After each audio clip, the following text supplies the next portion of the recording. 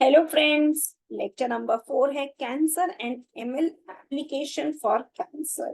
तो इसमें हम पढ़ने वाले हैं कि कैंसर क्या होता है और हम मशीन लर्निंग एल्गोरिथम से कैंसर को डिटेक्ट कैसे कर सकते हैं। तो हम अपना नोट्स ओपन कर देते हैं। यहाँ पे सबसे पहला क्वेश्चन है, right about cancer and ML application for cancer. So what is a cancer? Cancer is described as the growth and proliferation of abnormal cells. जहां पर abnormal cells grow हो जाते हैं तो उसको हम कैंसर बोल सकते हैं।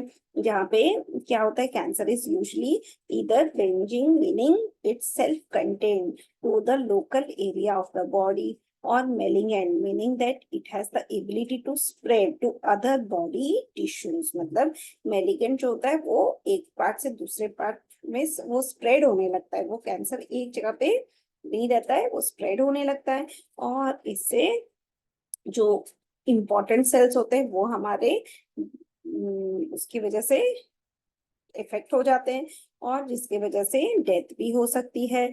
तो ये बहुत ही रिस्की स्टेज है। इसका हमें ट्रीटमेंट कर सकते हैं using chemotherapy, radiotherapy, biological agents and surgical resection of tumour and possible tissues and organs. तो हम ऑर्गन्स को डायरेक्टली सर्जरी से रिमूव कर सकते हैं। अब हम देखते हैं कि एमएल एप्लीकेशन फॉर कैंसर क्या है। कि अगर हम मशीन लर्निंग एल्गोरिथम यूज करके कैंसर को डिटेक्ट कर सकते हैं। There are different stages of cancer. तो अगर हम अर्ली स्टेजेस में कैंसर को डिटेक्ट कर सकते हैं तो हम डेफिनेटली उसके लिए सॉल्यूशंस इजीली फाइंड आउट कर सकते हैं। तो सबसे पहला हमारा इम्पोर्टेंट स्टेप है कि early detection and screening of cancer. So using machine learning training models can we identify individuals who are at high risk of developing cancer symptoms. Then diagnosis of cancer मतलब using images can be diagnose cancer at its early stage and then cancer reoccurrence मतलब एक बार cancer का treatment होने के बाद क्या cancer रीअकर हो रहा है, इसको भी हम अर्ली फाइंड आउट कर सकते हैं। Then life expectancy and survivability मतलब अगर एक पर्सन को कैंसर होता है तो वो पेशेंट 5 years 10 years कितने ईयर्स तक वो सर्वाइव कर सकता है। और लास्ट में आता है ट्यूमर ड्रग सेंसिटिविटी मतलब ट्यूमर से हमारा ट्यूमर होगा तो उसे हम कैसे ठीक कर सकते हैं using chemotherapy, radiotherapy, biological agents. Then next question is right the important features of cancer. तो एक है इम्पोर्टेंट फीचर्स ऑफ कैंसर आ गया, रूटीन क्लिनिकल डेटा, उसको हम यूज करके कैंसर को डिटेक्ट कर सकते हैं। तो हमें रिस्क फैक्टर्स आइडेंटिफाई करने हैं जैसे elderly age, positive family history.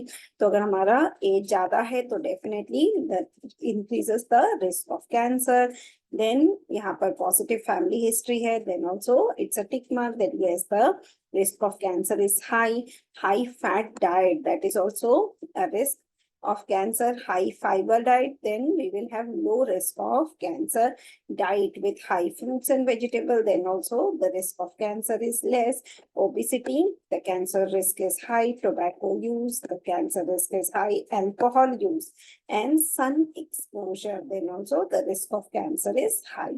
Then cancer specific clinical data, यहाँ पे हम ट्यूमर का साइज, देन लिम्फ नोड्स का साइज, बॉडी साइज, ये सब हम आइडेंटिफाई करके हम इमेजिंग द्वारा डेटा को कैंसरस या नॉन कैंसरस आइडेंटिफाई कर सकते हैं। तो सबसे पहले आता है इमेजिंग डेटा। यहाँ पे हम x ray, CT scan, MRI scan, ये सब मॉडल्स यूज करके कैंसर सेंसिटिव एरियाज को फाइंड आउट कर सकते हैं और वो जो particular area है whether it is cancer or non cancer we can identify. Then genomic data मतलब जहां पर हम डीएनए का डेटा लेके हम प्रेजेंस ऑफ कैंसर को आइडेंटिफाई कर सकते हैं।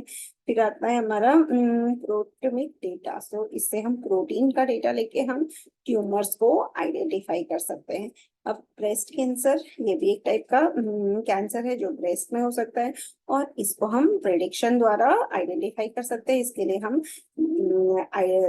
जो ब्रेस्ट कैंसर के लिए हम ब्रेस्ट का इमेजेस ले सकते हैं और इससे हम ट्यूमर है या फिर कैंसरस सेल है इसको हम स्क्रीनिंग द्वारा आइडेंटिफाई कर सकते हैं। तो यहाँ पे एक एग्जांपल दिया हुआ है, फिर आता है रीएडमिशन प्रिडिक्शन, मतलब एक बार अगर पर्सन को कैंसर हो गया तो after how many years the person will get readmitted. So I hope this video was interesting. Thank you.